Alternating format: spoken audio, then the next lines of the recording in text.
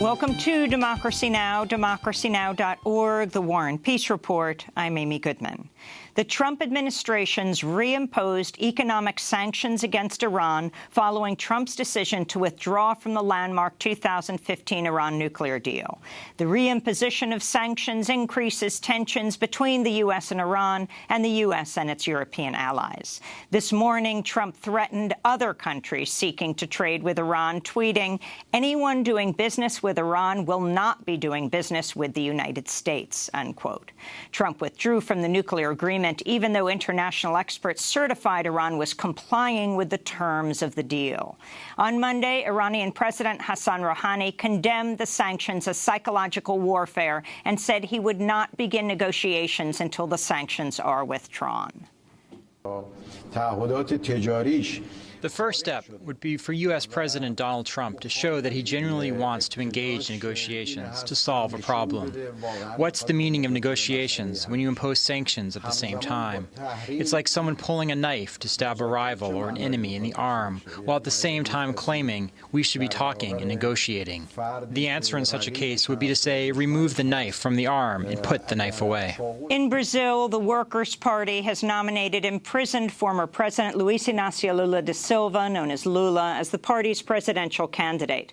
Lula's currently in jail, serving a 12-year sentence on a corruption conviction his party says was politically motivated. Polls show him as the front-running candidate for the October presidential elections, but the Supreme Electoral Court is expected to bar him from running. His imprisonment has been condemned internationally, including by 29 U.S. lawmakers who wrote, quote, "The facts of President Lula's case give us reason to believe the main objective of his jailing is to prevent him from running in upcoming elections." To see our hour with Lula, you can go to democracynow.org. Rick Gates, the right-hand man of Trump's former campaign chair, Paul Manafort, testified in federal court Monday that he's been involved in criminal activity with Manafort. Gates has accepted a plea deal to testify against Manafort, who's facing 18 charges, including tax fraud, bank fraud, and money laundering. Manafort's trial is the first trial associated with special counsel Robert Mueller's investigation into Trump's ties to Russia. During Monday's hearing, Gates testified he helped Manafort hide secret foreign bank accounts, obscured 15 shell companies, which the prosecution alleges were part of a long-running tax and bank fraud scheme. In his testimony, Rick Gates said, quote, "I was the one who helped organize the paperwork." Voters are heading to the polls for primary races in 4 states today: Missouri, Kansas, Michigan, and Washington State. In Michigan, former Detroit Health Commissioner Abdul El-Sayed is facing off against Gretchen Whitmer for the Democratic nomination for Michigan's governor. Vermont Senator Bernie Sanders and New York congressional Democratic nominee Alexandria Ocasio-Cortez and other progressive leaders have endorsed Dr. El-Sayed, who is vying to become the nation's first Muslim governor. This is Dr. El-Sayed speaking with The Intercept's Mehdi Hassan about what he would do on his first day of office if elected. Number one, I want to shut down Line 5. Our Great Lakes account for 20% of the world's fresh water, 85% of the water in North America. And right now, we've got an oil pipeline that's 15 years past when it was supposed to shut down, that's already had several incidents. We've got to shut down that Line 5 because we've got to protect that water. There are also issues related to water in Flint and Detroit. And in Flint, I want to set up a Flint task force that would work on, within the first year, getting all of the lead piping out of the ground so that folks can drink easily in the city of Flint. They have suffered too much, and they still don't have clean water. And then we need to put a moratorium on water shutoffs in the city of Detroit. The city alone this summer shut down about 17,000 homes from having basic access to water because they can't pay. Meanwhile, we've got Nestle bottling our fresh water for $400 a year, and folks have to pay $400 a month in Detroit. I want to put a moratorium on that as well. Abdul El-Sayed is one of a handful of Muslim American candidates on the ballot today in Michigan. Former state legislator Rashida Tlaib and former Obama administration official Firuz Saad are also running for congressional seats. Meanwhile, in Kansas, a crowded congressional race pits progressive labor lawyer Brent Welder against Sharice Davids, a Native American Republican lawyer and former mixed martial arts fighter. And in Ohio, Republicans are scrambling to avoid an embarrassing defeat in a special congressional election in a district Republicans have held for decades. Republican Troy Balderson is facing Democrat Danny O'Connor. Both Democrats and Republicans have poured millions into the race to replace Ohio Republican Congressmember Pat Tiberi. In more election news, Democrats in Tennessee are celebrating a blue wave that swept through Shelby County last week as Democrats won 21 of the 26 county offices up for grabs. The blue wave reinstalls Democrats to power after Republicans seized control in 2010. Among the winners was Democrat Lee Ardrey Harris, who was elected mayor of Shelby County.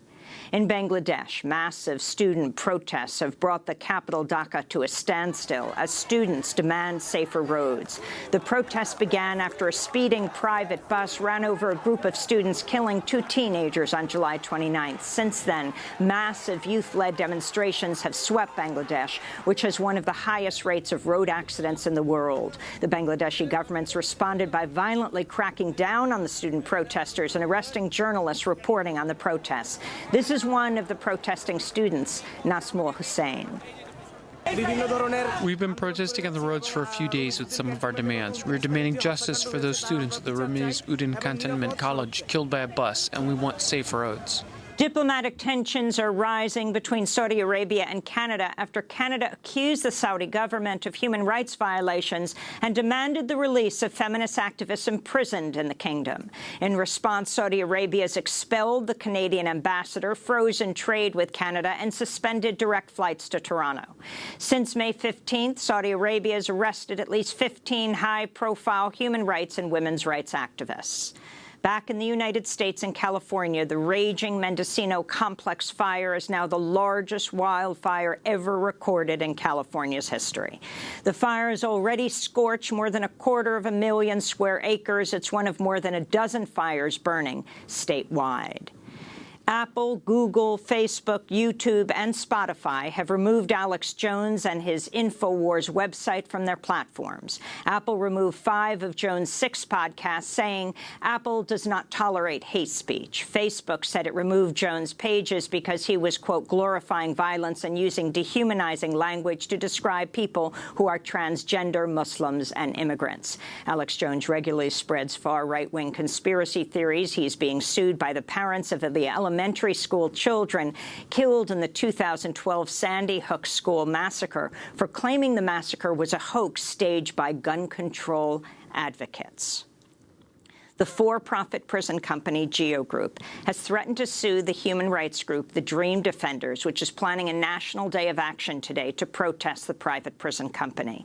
GEO Group is Immigration and Customs Enforcement's single biggest contractor, receiving hundreds of millions of dollars to run private immigrant prisons. The Dream Defenders are planning to disrupt GEO Group operations in cities across the United States today, including in Florida, Arizona, California, and New York City. In Wisconsin, a masked gunman opened fire on a Madison community radio station early Sunday morning, injuring 1 person. A station DJ who was shot in the buttocks was taken to the hospital and later discharged. WORT-FM resumed normal programming Sunday morning, just hours after the attack on their studio.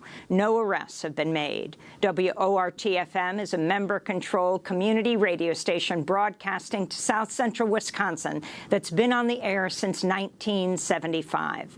The Madison police say they do not believe the attack was motivated by hatred of the media.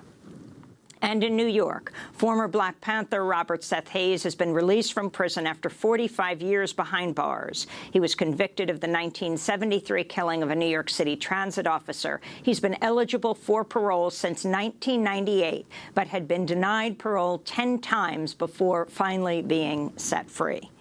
And those are some of the headlines. This is Democracy Now!, democracynow.org, The War and Peace Report. I'm Amy Goodman.